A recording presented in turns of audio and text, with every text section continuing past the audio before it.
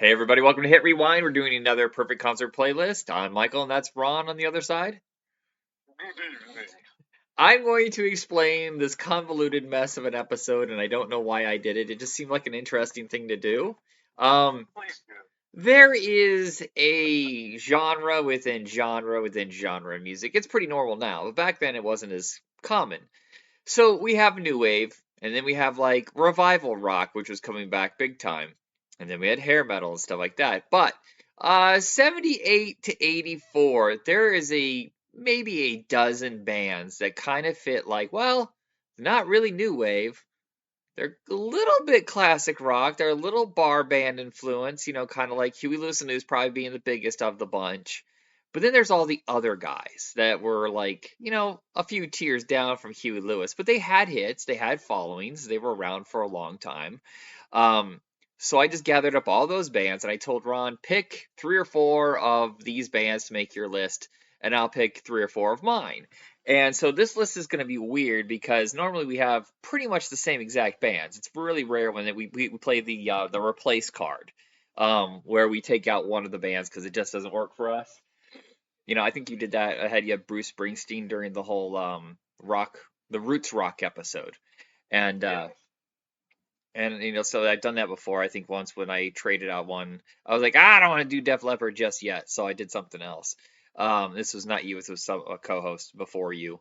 Um, so I don't even know how to even format this episode. So I think what's going to happen is you're going to have to say your entire playlist, and then I'll do my playlist because it's the only way where That it's not works. just a mess. That works. Okay, so I can't remember everybody that I listed on this scrap of paper. Scrap of paper. Um, but We got the Outfield, Greg Kihn, the Tubes, the Romantics, the Knack, and the Hooters. that's it. Okay. Um, yeah. So go ahead with your list. I thought there was more than that, but All okay. right. So I think there was only six, but um, honestly, I probably could have picked songs from the other three that were on here either. But I ended up with the Tubes, the Knack, and Greg Kihn. Okay. Okay. And if I was going to set this up, and then the funny thing is, I know who. Let's see. I knew Greg Kihn's music. Okay. Uh-huh. But up until you sent me that post about him, I didn't know who Greg Kihn was. I'm sorry. But now I'm glad I do because honestly, he would be my headliner. I think out of the three of these. Okay. Who is my So, headliner? what's Okay, that? no. He's almost my headliner. Um, it's so funny is I knew Greg Kihn a little bit because of the two or three hit songs that he had, but I knew a lot of it because of the Weird Al parody, which happens a lot when you're a kid. You know the parody Yep. song more than I Lost on Jeopardy. Um, but Yep. around 2004 or 5, I was roaming around the library and I saw this cover that really caught my attention. And I picked it up and I'm slowly reading it. And I got paused for a little bit to see who the writer was again, like, the little big thing they put the bio in there. And I was like, wait, that's Greg Kihn? Biscuits and gravy. He's a really good writer. He only did I think he did three fictional novels and I think one nonfiction novel, and they're all phenomenal. If you get the chance, I know it's been a while since I've read them. The first one's called Horror Show, and it's about a guy who does an interview with a director who's very, very old. And he's talking about this mysterious movie that he made in the late 50s where everybody involved in the movie has died mysteriously and is the movie cursed.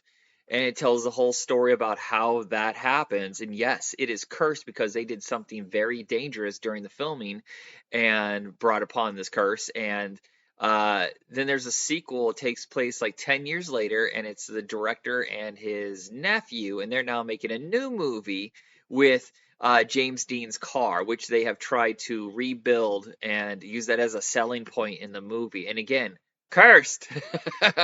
And the last one is called Bad Voodoo Hand, where the nephew is now much older. It's the late 70s, and there is a guy going around killing all the great blues guitarists in the world, trying to gather their talents.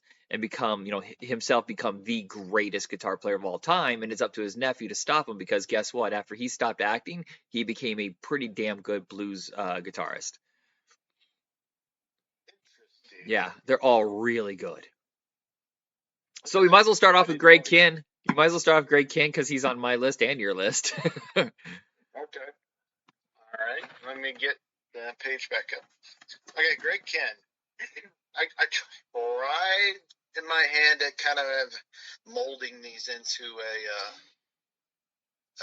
what's the word I'm looking for? English is escaping me right now. But a nice little setup here.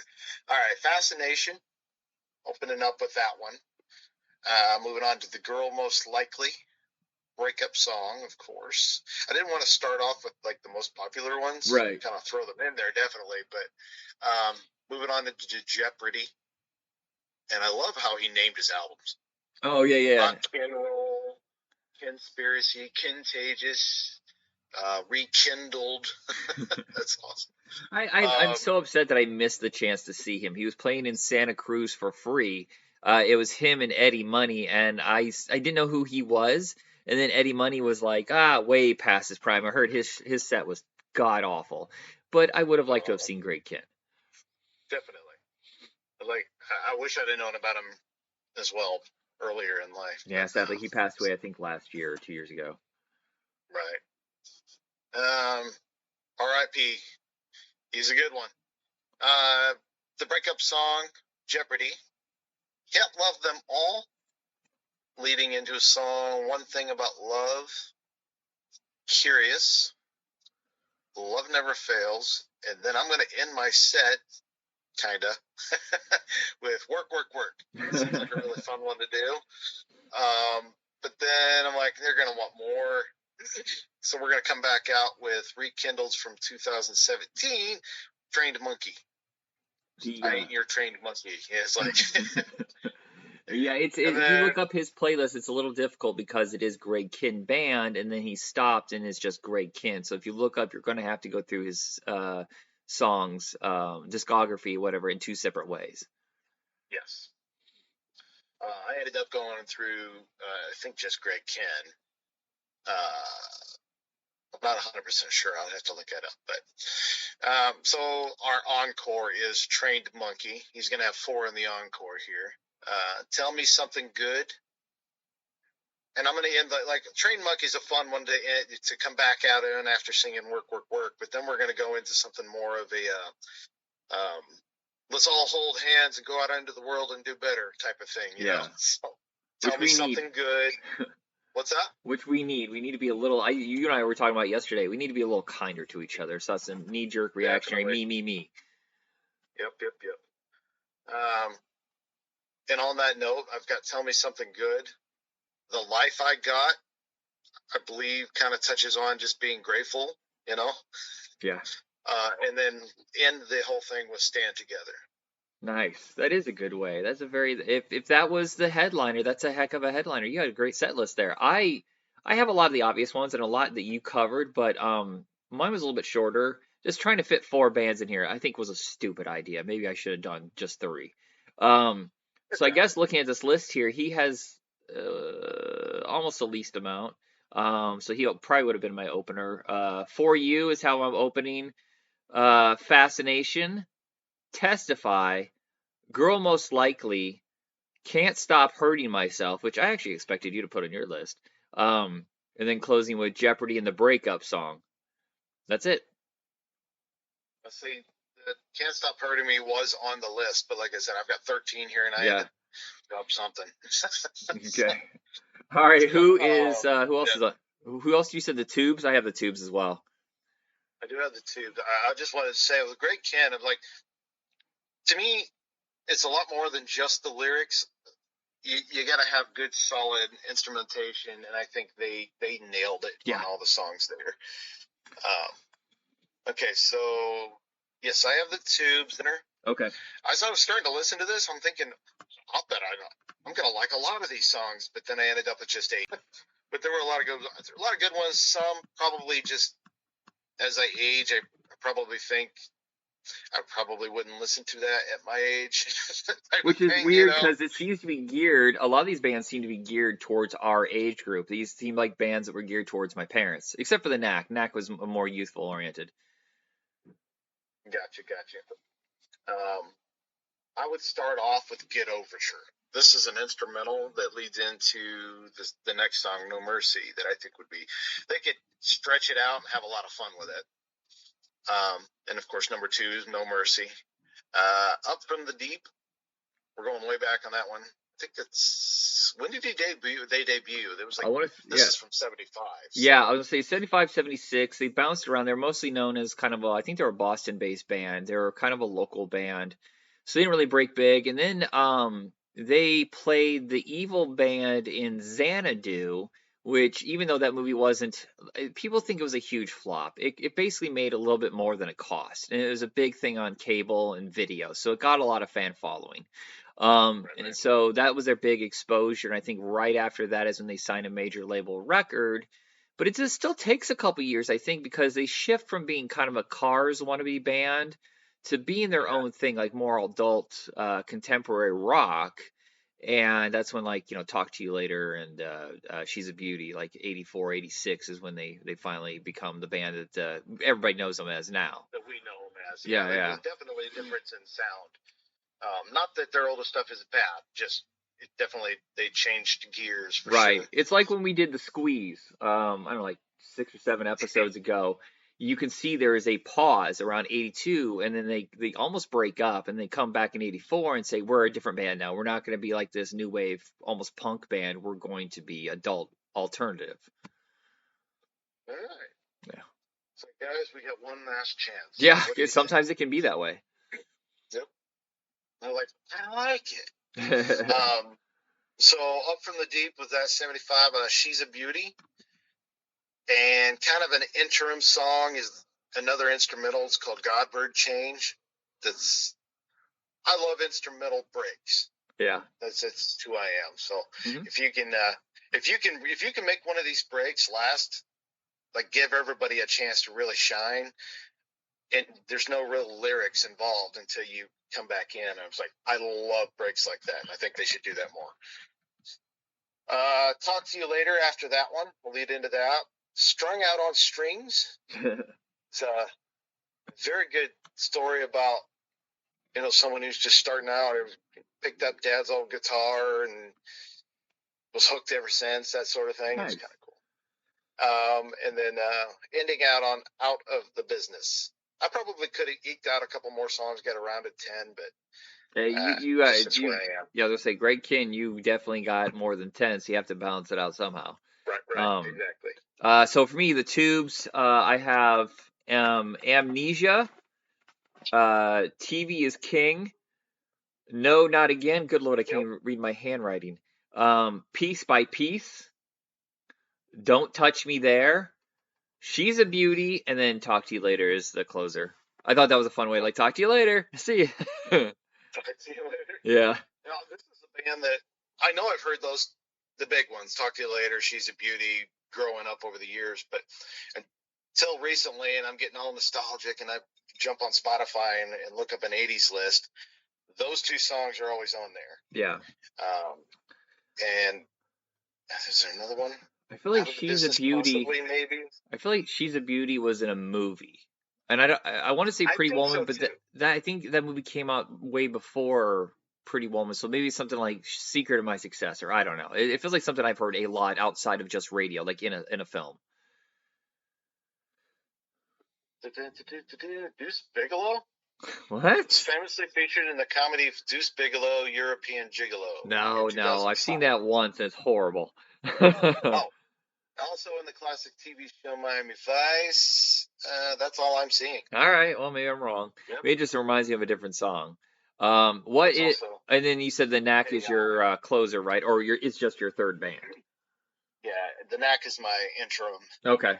I didn't think it was going to be. Honestly, I wanted to come in here and say the Outfield was going to be there or the Romantics. And I'm like, again, there's only a few, like a handful of these songs that I actually dig.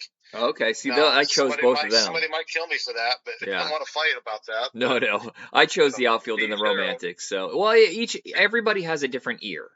Right. And it's almost impossible to find universal sounds. That's called Yes. Queen. Queen appeals Yep. to everybody. Yep. All right, so go ahead with the Knack. The Knack. All right. Let Me Out. Leading into Terry and Julie Step Out. Top is Dead was, I've never heard this song before, and it was a lot of fun, I Okay. thought. Now, they say posthumously, album Rock and Roll is Good for You, the Feiger The what? Avere demos. The Figure, FIEGER / AVERRE demos. These That were demo that might be a songs. location or a person that produced them. I don't know what that is. Right. I don't know, but these were not released until later. But they were good. Out of the whole album of those releases, these look like songs that should have been released, and Okay. if they were, I couldn't find them. Huh. Professionally done. They sounded good though because they're done acoustically. I'm like, that's perfect. Do that right in the middle there somewhere, and just do it the way they did it on the demos, and it'd be cool. But song "Rock and Roll is Good for You" and "What You Gonna Do Now" were two of those off of that album. And now we're jumping up to, what is it, 2000, into 2000s. The album Normal as the Next Guy, with the title track Normal as the Next Guy. It's Not Me. And I apparently have It's Not Me in there twice. I messed up my editing there. Okay, I'm missing a song. Moving on. So I have 9 songs for them. It works, I guess, since I have so many of the other one. My Sharona, of course, and I'm going to end on Having a Rave Up. That just seems like a fun house party, like rockin' song. Yeah. That's a good way to go out. So They do sound like a good party band. My stuff's really earnest, I guess. A lot of these bands are really earnest. The Romantics are kind of in the middle of the road. They could be kind of audience appealing, but the Knacks definitely like those guys like of their era trying to capture like a big happy vibe. Like just let's have a good time. Let's do a real core, like kind of like the Weezer does. yeah.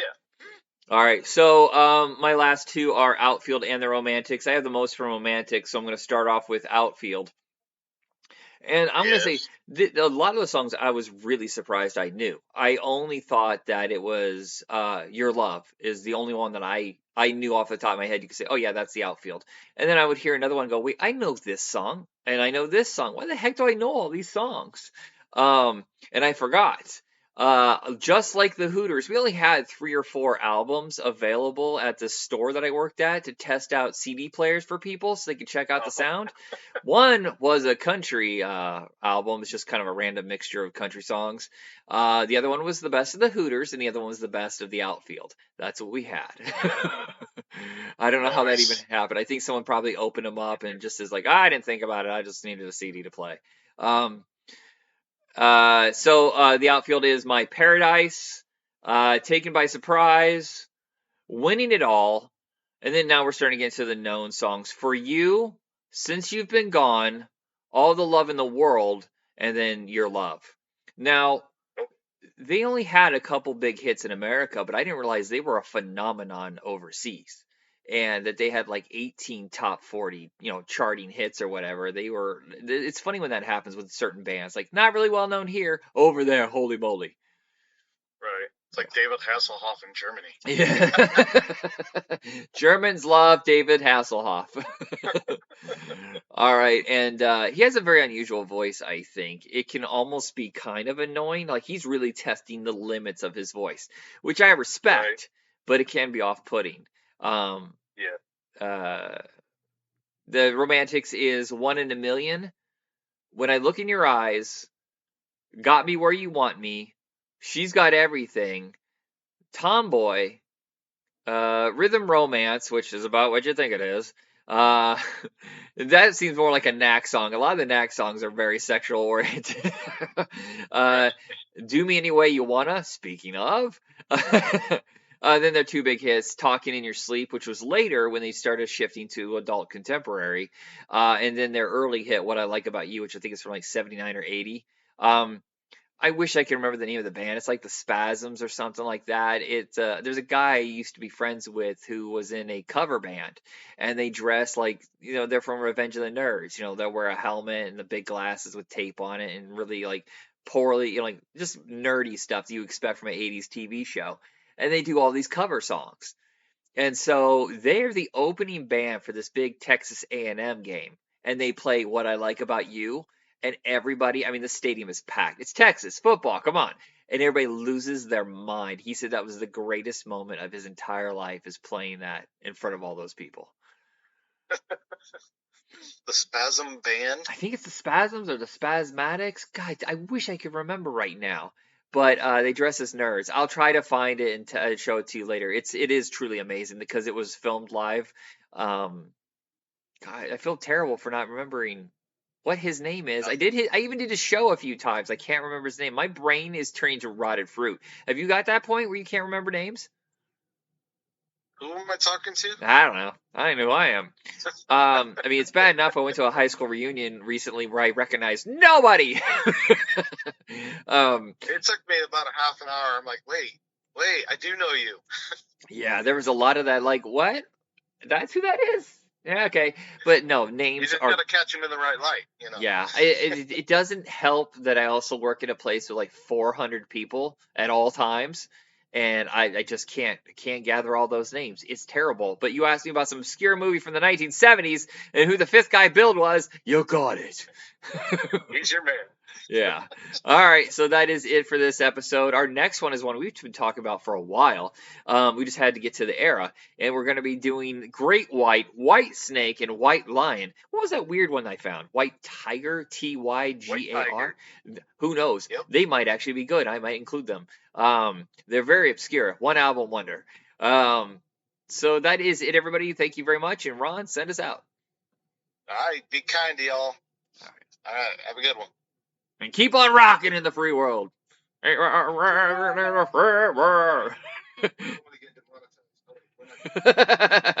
get any money from this.